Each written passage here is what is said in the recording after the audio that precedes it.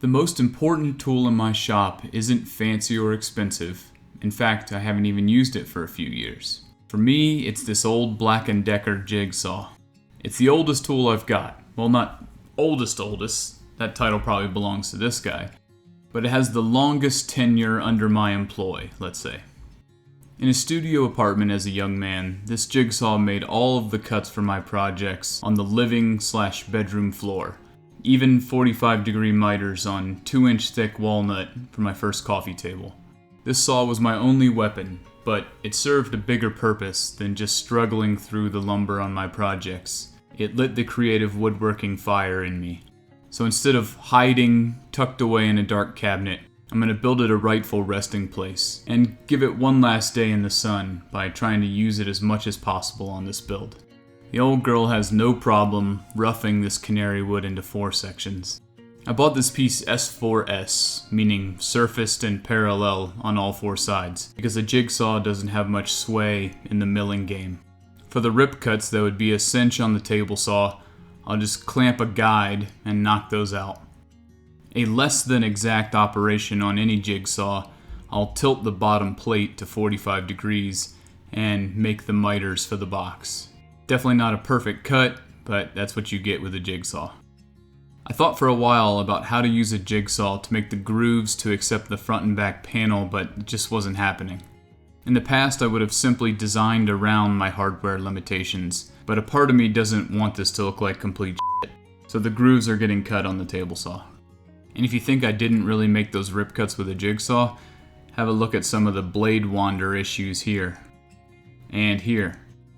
I'll just put that side towards the back. Bonus clip for a bit of woodworking satisfaction. The 1/4-inch back panel was easy enough to lop off with old trustworthy, if you're okay with jigsaw level tear out on thin veneer. The platform that it will rest on goes down just as easy as the 1/4-inch stuff, and a little hunk of dowel just the same. I want the inside of this casket, display case, to look nice, so I'm gonna line it with crushed velvet.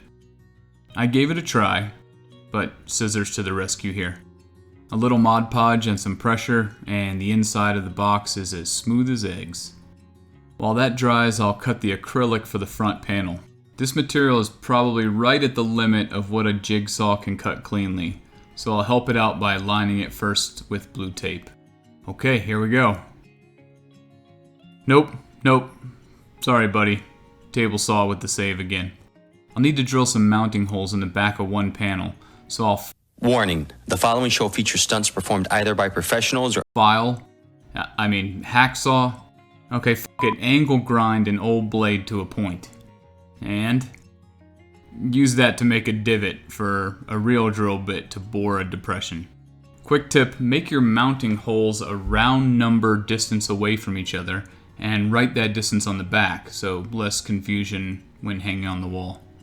The Mod Podge is dry, so I'll trim away the excess, including where the mounting plate will go.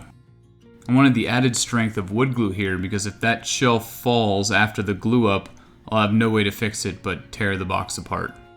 Because of that too, I'll put some screws and washers in from the back. In order to get this to fit, I'll need to cut the cord. Which made me think back on all the time we spent together.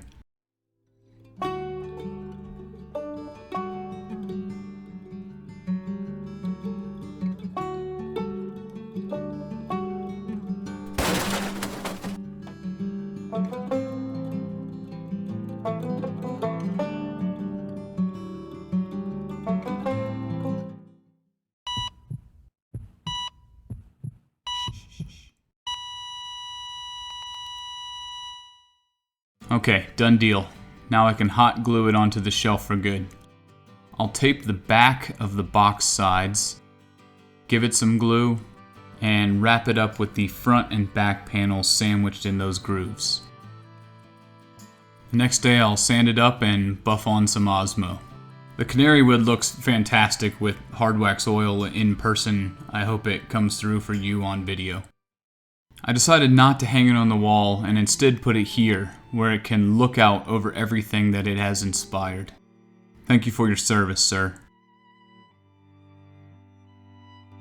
And thanks for playing along, everybody. Please like, comment, and subscribe for more. See you next time.